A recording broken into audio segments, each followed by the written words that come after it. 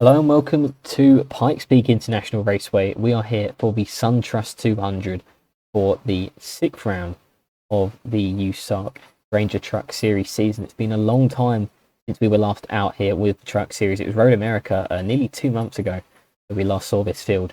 And a few things have changed since then that will possibly have quite an interesting effect on the championship.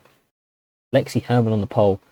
She is formidable at these sorts of ovals, these short D-shaped ovals, and it's the championship leader Skylar Taylor to her outside. And a few rows back there, you can see the number 3 truck. That was, up until this race, driven by DT Jones. It is now Don Falconer moving over from Third Lead Motorsports.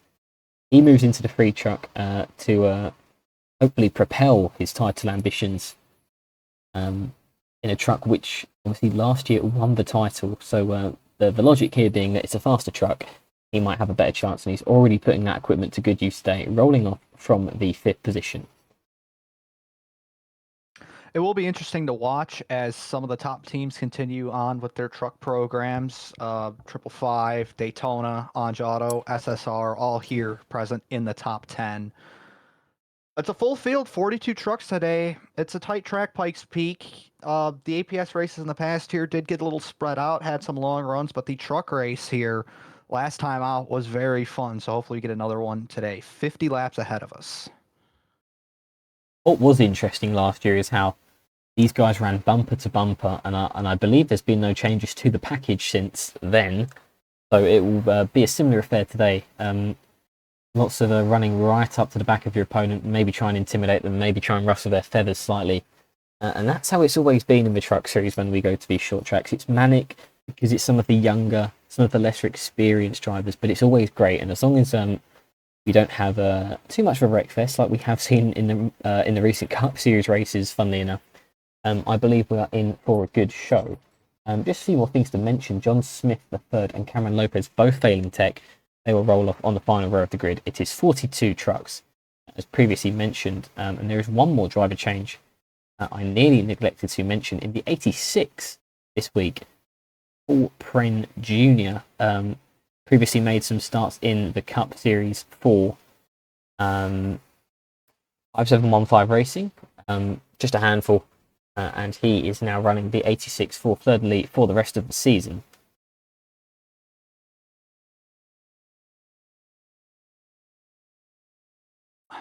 One more thing here before we roll off. This is a companion event here at Pikes Peak. GTS, you can prove yourself a lot, but this is one of the tracks where you really want to execute if you're a young driver coming up. You're in front of a lot of fans and a lot of those Cup teams who are looking to build their talent pools. So it might be hectic, it might be calm, but I know drivers are especially going to give 110% today. And especially as silly season ramps up, that could really play a factor into how a couple of these younger drivers, some of these drivers who need to sort out their rides for next season, could really affect how they drive today. So without further ado, it's Lexi Herman on the pole. We'll see how she fares. The winner at Memphis just 2 races ago, mind you. We'll be right back for the command.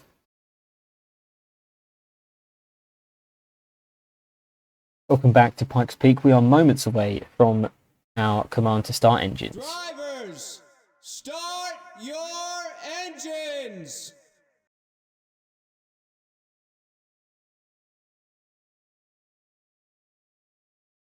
And there we have it, 42 trucks rolling off from pit lane. We'll quickly go through your top 10. Very short pace lap. It's Lexi Herman, Skylar Taylor, row 1. Row 2, Justin Henley and JR Bedard in desperate need of a good run for that 76 team. 5th and 6th, it's Don Falconer in the 3 for the first time. Peter Onjak to the outside in 6th place. Then it's Nathan Meyer and Freya Aradotta in the 7th and 8th. Rounding off the top 10 is Arthur Newell and Wyatt Wilkinson. Wilkinson, another one in need of a good run. Here we go, off turn 4. Lexi Herman has been out in front in a lot of these races, looking to do it once again here at Pikes Peak. Points leader Skylar Taylor, this is going to be a good fight. The SunTrust 200 is green from Colorado.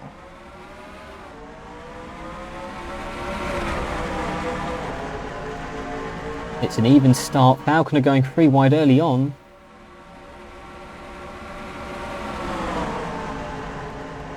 When the 01 slides up the track into the 76, they're both going to lose positions. Nathan Meyer's going to slip through, and Onjak as well. Falconer already looking at Skylar Taylor to the bumper of the 64. Herman's already pulling out a couple car lengths gap. Boy, that was close. Bedard had a big hit here last year off of turn 2, I remember, and now the 76 is dropping back quickly as Onjak fights with the prospect again like he did here last year. This time it's Nathan Meyer, who, thankfully for him, will be back in this truck next season. And Bedard's really pushing up back there with one truck. Yeah, I wouldn't be surprised if that's going to take a knock to his confidence given the impact he had here last year. Probably, in my opinion, one of the most horrible hits I've ever seen in USARC. Was a really horrible angle. And it did leave him concussed and out of the GTS Watkins Glen race last year. We've got trouble. A couple trucks around at the back. It's the 10. One car taking to the grass, the 07. Oh, we got more actually in the grass as well. 2 cars. The Manova and Kitson. Both around. Virago Kitson. And Raven as well. So this has happened right at the back of the field. All of these guys were right at the back of the grid, and I believe, yeah, these guys didn't take the yellow last time round, so Herman now will get this field slowed down and settled.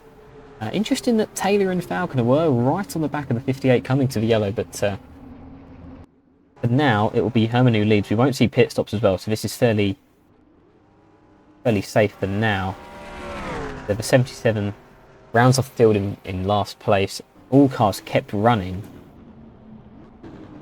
which is always something we'd like to see. As the field gets back in order, we'll get a look and see what happened there at the very back of the field. Couldn't really catch it live, at least the start of it, but a couple trucks go around, minor damage. We should see 42 when we come back to green. 4 wide was the name of the game at the back of the pack, and it was Raven, Etty and Lopez getting together. Lopez just drifting off of the apron into the 07 and the 53. They get together, and then the bit of a domino reaction into the 66 and the 77, sending them all spinning. And you can see there the 77 of Manova going for a bit of a ride in the grass along with Virago Kitson. But really, I mean, damage should really only be superficial at worst, so I expect all cars to be up and running at pace with the field. Just a tough break for a few of these guys early on.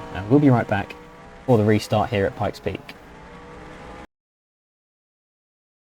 Welcome back to Pikes Peak. We are going to go back green on lap 8 of 50. Not much to report. Everyone stayed out under yellow as expected. No mechanical issues either. It's Herman who leads from Taylor, Falconer, Henley and Onjak your top 5. Lucani Rashad, Freya Aradotta, Nathan Meyer, Tucker Rudderseal and Wayne Hovick is your top 10. So even lesser known names in the field looking to make an impression, especially with a lot of guys at the front of the field who have been around the higher tiers of USARC this season. I would not count out Lucani Rashad, though. They started 11th, only a couple laps under green. They climbed to 6th. That 28 car had pace early, so you can get around some of these big names. Could be big day for that 28 car as you come back to the green. Falconer's looking for second already. All over the back bumper of the 64 on the opening run. Now to the inside of Skylar Taylor. A commanding move by the Tide truck. He's going to clear the 64 altogether. That was a really strong restart for Don Falconer. And Taylor's going to slot in behind along with Henley. Fairly well behaved, although Rashad's now run wide into the 12 slightly. They're 3 wide across the line. Afraid that might be a little commentator's curse from my part, trying to hype up the 28 truck, only for him to mellow out as Henley's getting turned by Onjak. What is this? And they save it somehow. Oh, and I think I heard a shunt in the back. Oh, we've had 2 cars in the wall. Oh, we've got a battle for the lead coming back to the line. And it's going to be Don Falconer leading at the yellow. We're straight back under caution. And I was going to see who was involved there, but I couldn't turn away from that battle for the lead. Don Falconer's going to lead, and it was Brandon Smith, Paul Pren Jr., who got themselves caught up in the turn 2 wall. and a lot of things happening there at once. We had Onjak and Henley getting involved in an incident as well. Well, folks, this might be a save of the season right here for Justin Henley, driving into turn 1 at Pikes Peak. Champion Peter Onjak all over the back of the 0-1, gets into the bumper, leaving him no room for error, but the Karcher Ford F-150 slides it sideways. Incredible car control by Justin Henley to keep his car and truck off of the wall, because that would have taken out a lot of cars in the field if he went around in front of him. Great job by Justin Henley. Well, 3 wide into turn 1, Brandon Smith and Paul Pren Jr. Smith just can't get the car hooked around the corner into the 86, and then eventually he's going to get hooked big time into the outside wall. Shades of J.R. Bedard last year, however, he does drive away. There is a lot of damage on that car, but Brandon Smith very much seems okay. However, that truck is done for the day.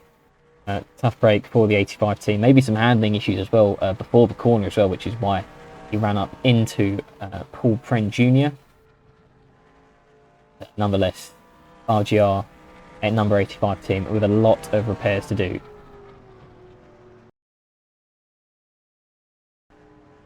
Welcome back to Pikes Peak.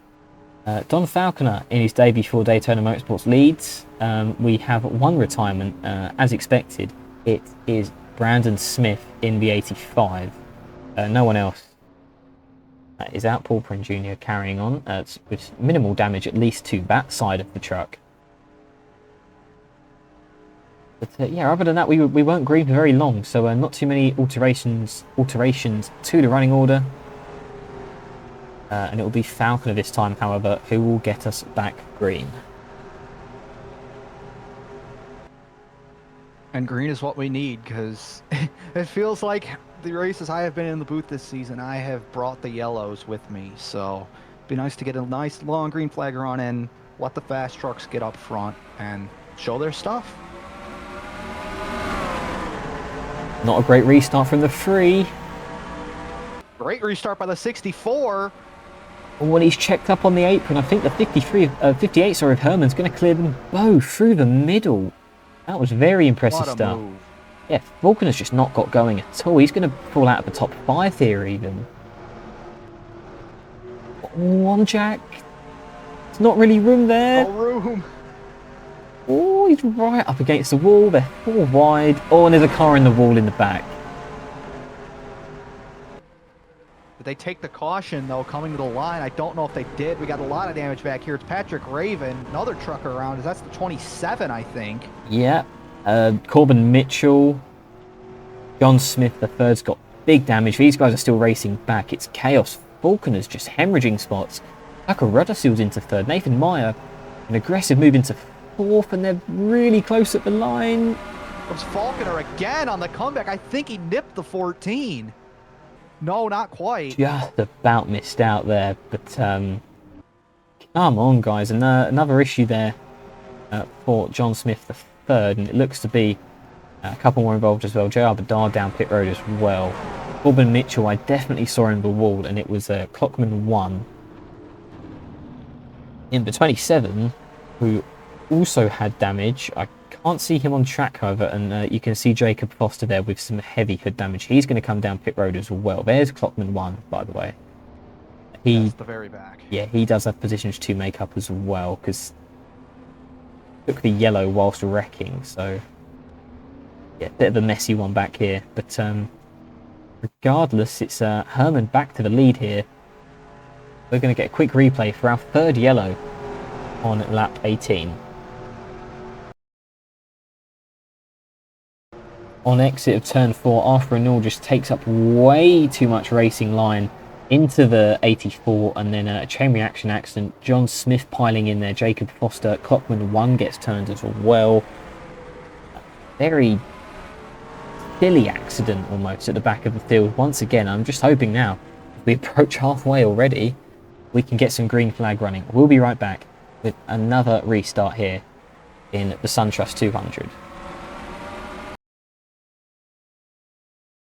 Welcome back to Pikes Peak. We are going to go racing on lap 21. We have 2 more retirements Jacob Foster and John Smith III. It's Lexi Herman who will lead them back to the green.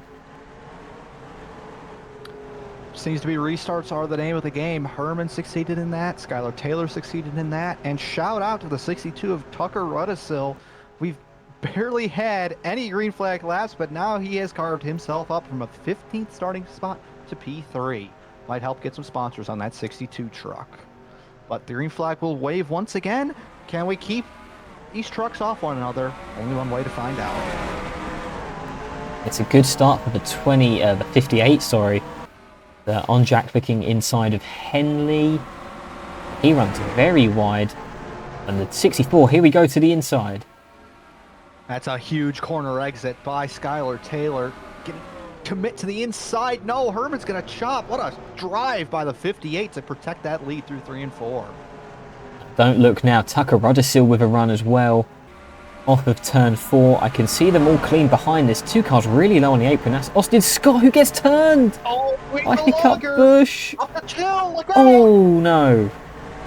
Hard hits for Chris Martins. There's Paul Pren. The 77's involved again. Corbin Mitchell. The 41 is done, burning up there on the outside of the track. We got trucks on fire. Racing back, oh, though. They're crashing again. Oh, no, we're wrecking back to the line. There's Kitson in another mess with the 08.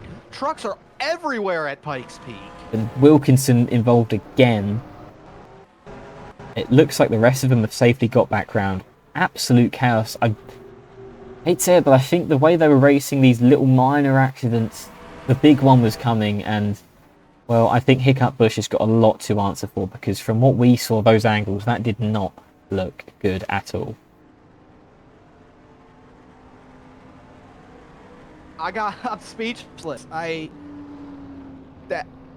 It's so unavoidable. You keep wrecking, you keep getting everybody antsy, they're going to keep driving over one another. I fear for the rest of this race, honestly. Well, hopefully with a few more trucks out, we might have a bit more space for everyone to run their own races, but we'll find out after another break. We're going to take a look at a replay of this one. Really interesting accident, because Hiccup Bush, I mean, that looked pretty blatant, but we'll let the stewards decide that one.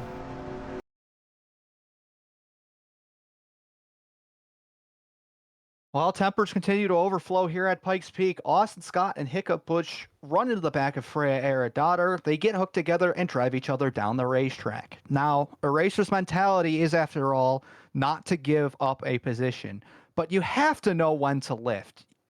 And Hiccup Bush and Austin Scott, neither of them lift. That sends the 25 around. And obviously, coming in the corner exit, there's nowhere for a lot of cars to go. Wilkinson, Martins, Derek Petty, the 77, a couple others barely missed. Paul Pren Jr., though, finally ends a terrible day for that 86 truck, slamming into the 25. There's the 84 as well.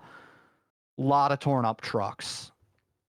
A lot of unhappy team owners. And honestly, probably a couple people not too happy with Hiccup Bush after that one. But the hits keep on coming, because the 08 was far down the racetrack and was hit by the one of Wilkinson. That carries that Toyota up into the 66 of Virago Kitson. So there was even more drama coming back to the caution. But thankfully, that's minor. I think the 3 of them will continue, just with a little bit of minor damage. Wilkinson getting the worst of that, although that was more so the incident in 1 and 2. It's a lot to cover, a lot to sort out, but hey, we still have half the race to go.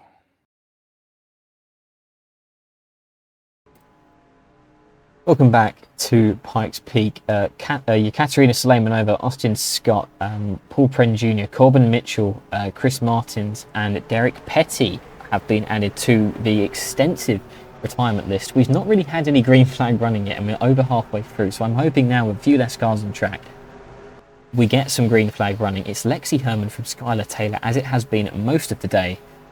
And here we go, back racing just beyond the halfway point. Green flag.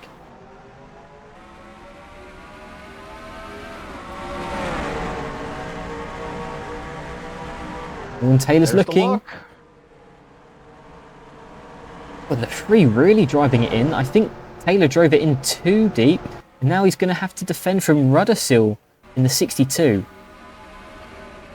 Lexi Herman just knows how to get around this track, knows where to place the car to cover the runs coming from behind. Just incredible driving out of the 58 as Taylor still looks to charge. Rudisil with, I believe, what might be a career drive today. That 62 has a lot of pace. And Onjak side by side with his teammate Henley driving it in 3 wide. That's tight. That's really going to walk.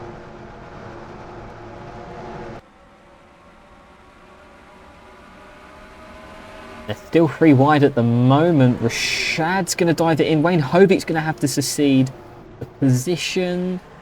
My goodness, Freya Aerodotter. Big move through 3 and 4. Lucky that stick. Lucky he didn't get right hooked in the outside wall.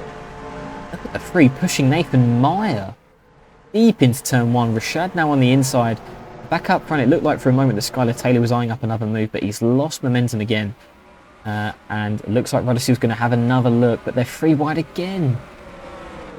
Now Falconer now at the bottom of the track, going to make that work. Maybe, really front of the 28 wide. And the 3 runs even wider. Aerodotter sweeps by them both. Hovick will follow. Falconer's all over this racetrack today once he fell out of the top couple spots.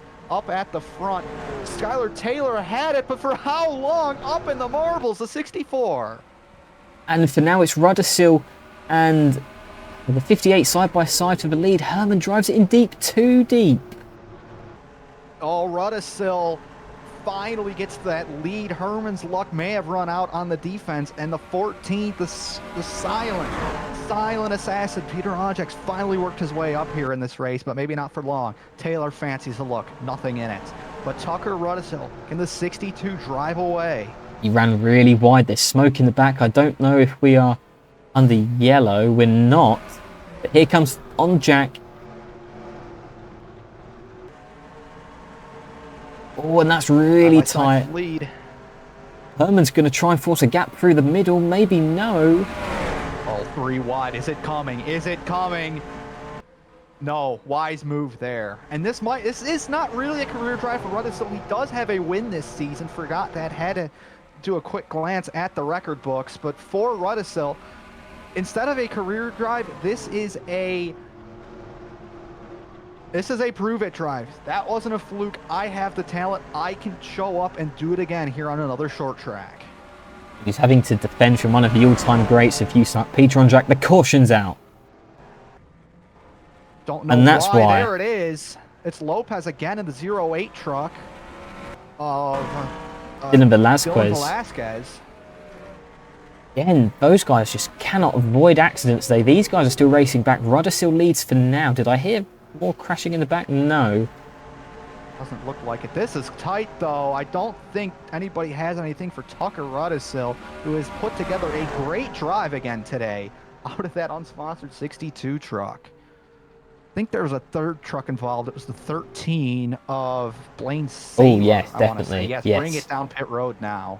The Ingersoll forward. Not a healthy-looking truck, for sure. Once again, looks like an incident off of turn 4, which we've seen a fair few of today. Well, and just like that, we've only got 15 laps remaining this time by. So, Tucker Rudisil leads. With not many laps left at all. This is going to get very interesting, folks. Don't go anywhere. We're going to go to a quick replay.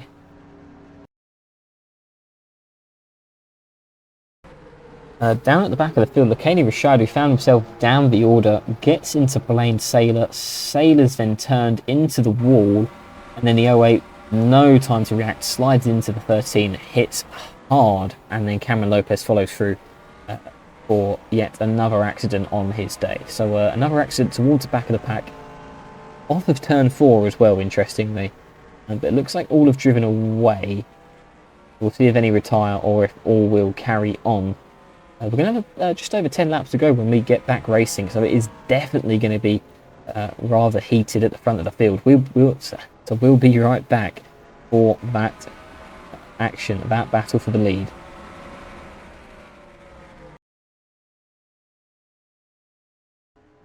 Welcome back to Pikes Peak. Blaine Saylor and Dylan Velasquez,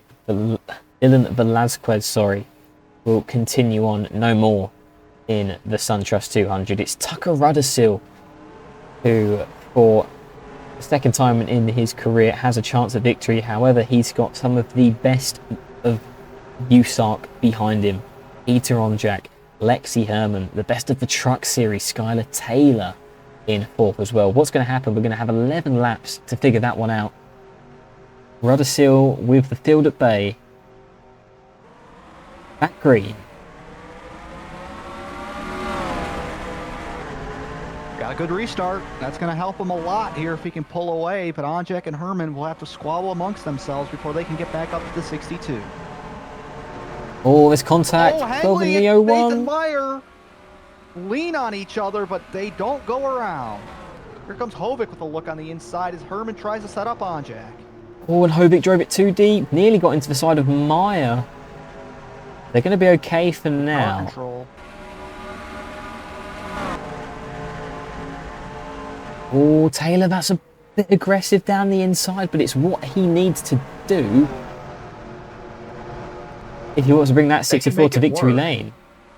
If they can make it work, that's because they have been behind that 58 all race long. They have studied the back of that Dodge truck, know where Herman's going, knows what they're going to do, and now they know how to get by. Now their sights are set on another green car, the 14. Here they go. This is going to get interesting. If Taylor can make this move work, but he's not got the run into turn one. And even bigger for Skylar Taylor is there's really no contenders around him in the top 10 right now. This is true, yeah. I mean, Tegan Fox second in points. Not the best day. I mean, he's going to finish behind Taylor as it stands, and that's going to mean dropping points. The gap's only 15 points at the moment. As there goes for the lead, Peter Onjak. It's tough, though. You can carry a lot of momentum around the outside or the second lane.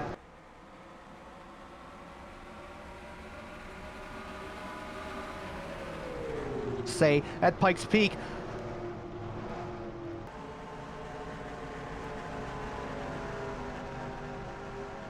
As the 14 clears to the lead, Skylar Taylor following through.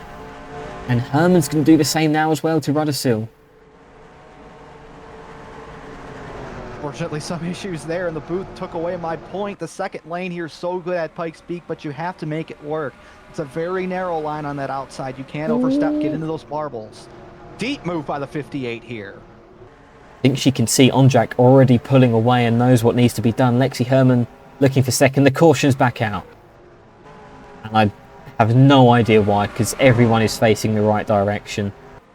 Oh my goodness. Don't. We have a lot of damaged cars. This very well could be debris, but that's going to keep the overall average speed of this race slower than what the fans are going to be driving home here today on the highway with, because we're not even at 80 miles an hour. But maybe we'll see some surprises in Cup Series qualifying, which will be coming back to here right after this race. So they'll need to make sure the track's clear for that, but I don't see any debris coming up on our cameras, but hopefully it was a big enough piece, because this is going to be a little frantic end of this race. Yeah, I'm a little bit miffed to that one as well, but we'll find out if anything has happened. And we will get a restart as well, just a couple laps, but enough to see some racing action. We'll be right back from Pikes Peak.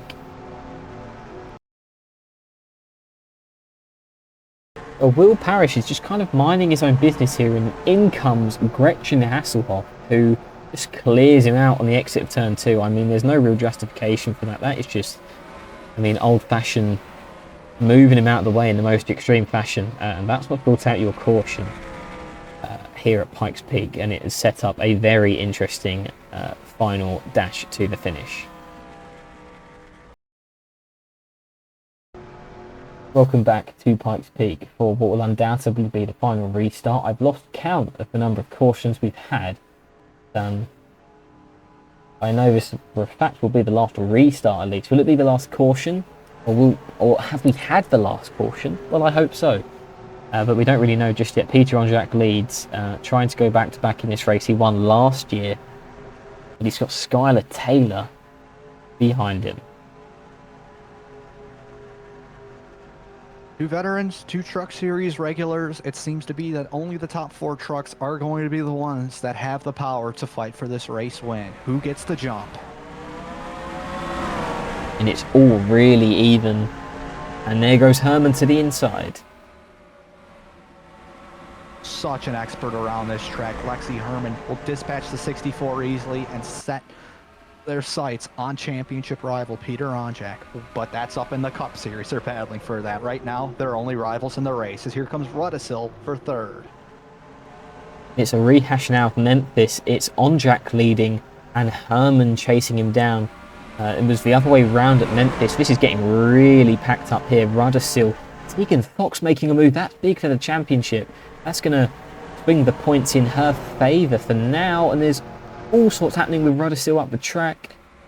They're going to keep it clean for now. Shoved his way to third as Tegan Fox still working on the 64. Falconer's put himself back to the mix Oh, as he well. nearly got turned. Maybe not for long as he's going to have a save. Nearly loses it off the nose of the 62. White flag. Pikes Peak.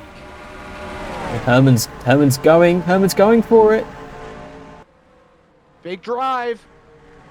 They're going to be side by side off of 2. Herman with the edge. Forces the 14 up the track.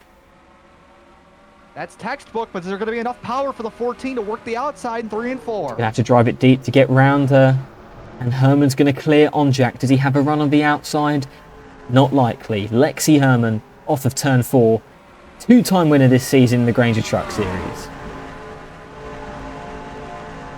And what a way to do it. That's good stuff. Got a couple green flag laps and you let them race, and fans can go home happy seeing a nice battle for the win. It was very nice. Nathan Meyer, I believe that's a career best finish as well, coming home in third. That's exactly what he needs heading into silly season. Tegan Fox in the end finished ahead of Skylar Taylor. I believe that will swing the points just a couple towards Fox. It will be Taylor who will continue to lead the points. However, that gap from 15, I imagine now has gone down to 13. And that 66 just appeared in the garage. We've had a crash, I believe, on the final lap of this race. So, I mean, that's fairly fitting. There's damage to the 81 and more damage to the 10. So, clearly some further issues at the very end of this one.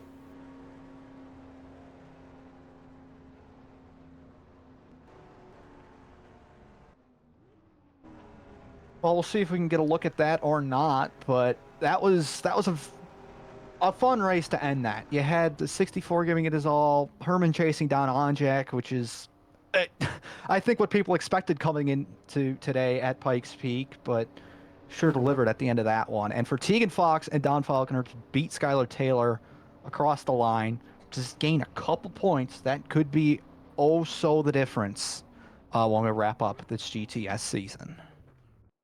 Well, I have to say, I think Herman and Onjak is the expectation of the two drivers you expect to see fighting for the win at the likes of Memphis, Pikes Peak, most short tracks we go to, really. And the fact that we saw Tucker Rudisil, who ended up down in 8th, actually, the fact that we saw Don Falconer, Skylar Taylor as well, able to put the fight to those guys was really impressive, actually. And I think all 3 of them can hang their heads very high. As can Nathan Meyer as well. That's a career best run in 3rd. Clearly reeling in the good news of his re-signing to Onjorto. Tegan Fox with a big rebound from Road America after being caught up in a minor incident there.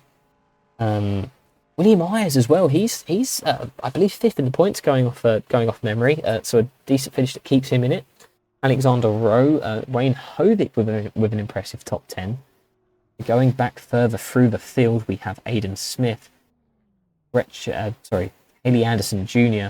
Justin Henley ended up in 13th, which is a slight surprise. He was up the front of the field for most of that. Then it's J.R. Bedard, Hiccup Bush, Evan Marici, Freya Aradotta, Nick Papega, Seth Morgan. Rounding off your top 20 is Jeremy Frey, and rounding off your finishers here, it's Lekani Rashad, Evgeny Akhmafayev, the 5 of Will Parrish recovering to finish ahead, actually, of Gretchen Hasselhoff after spinning. 66 of Virago Kitson, Patrick Raven, Gretchen Hasselhoff, Cameron Lopez, Brandon Haynes, Mike Wilkinson and Arthur Nor finishing off your finishers on the lead lap, and then Lachlan won a lap down.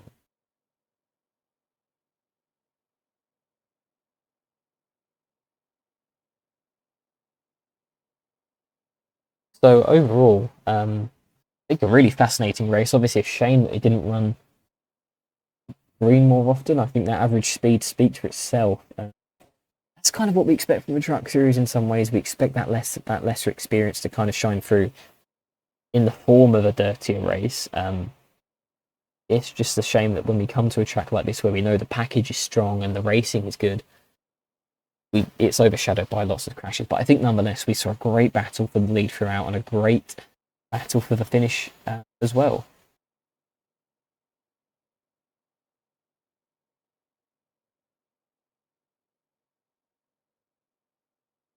Well, if you're a Cup driver, you need to lead by example. You can't tear your stuff up in the Cup Series if you expect these Truck Series drivers to do the same. All these up-and-coming prospects, they learn from the best of the best. Herman and Onjak, I think there were a couple more Cup drivers maybe scattered throughout the field today, but they were the two. They kept it clean most of the time, Justin Henley notwithstanding, and they duked it out for the win and did a great job. So if 40 Cup drivers can do that tomorrow, that's all that needs to happen, maybe to get some change and help out, because fans, they want excitement, and you can have a lot of excitement while it stays clean. Well, next up we have the Cup Series here for the University of... I'm going to cut that out because I can't remember the sponsor. I can't remember the sponsor. Okay, never mind. I'll cut this bit out. So, yeah, next up we have the Cup Series racing here for 75 laps. Should be a good one. I hope it's a lot cleaner than today. I mean, the Cup Series are in dire need of a clean race after Chicagoland. So that's something I actually hope to see. I hope to see a boring race, weirdly enough. After that, we have all three series in action next week at different venues. So the Truck Series go to New Hampshire. The Aaron's Pro Series head across the pond to Mallory Park for the Jet2.com Grand Prix. And then it's the Alternation Cup Series at Daytona at night, under the lights. So all three of them, very unique challenges. And each of them not going to be a race you want to miss. So hope to see you there. Hope to see you for the Cup Series race here tomorrow. And until next time, goodbye.